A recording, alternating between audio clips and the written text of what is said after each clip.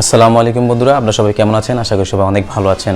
আমি আজকে আপনাদের দেখাবো কিভাবে আপনারা কাস্টম ইউআরএল সেট করতে হয়। কাস্টম ইউআরএল কি? কাস্টমের ইউআরএল কিন্তু আপনার নিজস্ব একটা ইউআরএল যেটা নেম আপনি দিতে পারবেন, যেটা দিলে লিঙ্ক সহজেই আপনার দেখুন আপনার চ্যানেল কিন্তু ঢুকলে কিন্তু YouTube/আবিজাবি অনেক কিছু লেখা থাকে।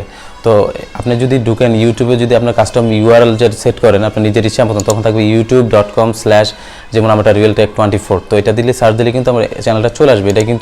এটা কিন্তু ব্র্যান্ডিংয়ের ক্ষেত্রেও কিন্তু খুব একটা প্রয়োজন হতে পারে, মানে খুব ভালো একটা ব্র্যান্ডিংয়ের ক্ষেত্রে কিন্তু এটা দরকার আছে। তো আমি আজকে এটাই দেখাবো। তো চলুন শুরু করা যাক।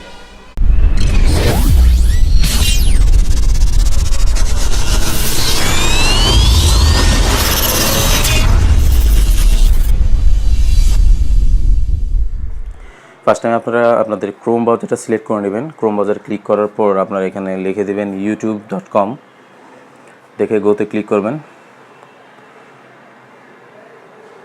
গোতে ক্লিক করার পর এখানে দেখতে পাচ্ছেন আপনার একটা ডেস্কটপ ভার্সন করা আছে। উপরে দেখতে পাচ্ছেন লোগো চ্যানেলের, এটাতে নিচে গেলে দেখতে পাচ্ছেন রিকোয়েস্ট মোবাইল সাইট, তার মানে আমার একটা ডেস্কটপ সাইট করা আছে। আপনার ডেস্কটপ সাইট করে নেবেন। এটা এখান থেকে আপনাদের ডেস্কটপ সাইট রিকোয়েস্ট থাকবে। তারপর আবার লোগোতে ক্লিক করবেন। ক্লিক করার পর আপনার সেটিংয়ে চলে যাবেন। সেটিংয়ে যাওয়ার পর অ্যাডভান্স সেটিং দেখতে পাচ্ছেন, অ্যাডভান্স সেটিংয়ে চলে যাবেন। এখানে দেখতে পাচ্ছেন এই যে দেখতে পাচ্ছেন কাস্টম ইউআরএল ক্লেম হেয়ার, আপনি এটাতে ক্লিক করবেন। এখানে দেখতে পাচ্ছেন আমার চ্যানেলের নামে যেটা সাজেস্ট করতেছে, যদি এটা উপরে যদি সাজেস্ট করতেছে ওটা যদি নিতে চান, নাহলে যদি নিচে আছে এটাতে ক্লিক করে আপনি নিজের ইচ্ছা মতন লিখতে চান।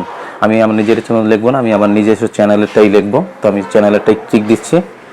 টিক দেওয়ার পর নিচে এখানে দেখতে পাচ্ছেন I have read and agree to the custom URL, এটাতে ক্লিক করবেন। ক্লিক করার পর এখানে দেখতে পাচ্ছেন চেঞ্জ ইউআরএল, এটাতে ক্লিক করবেন। ক্লিক করার পর এইরকম আসার পর এখানে দেখবেন কনফার্মে ক্লিক করবেন। ক্লিক করে দেখতে পাচ্ছেন ওয়ার্কিং হচ্ছে। ওয়ার্কিং হওয়ার পরে কিন্তু আপনার ইউআরএলটা চেঞ্জ হয়ে যাবে। ইউআরএলটা এরকম হবে,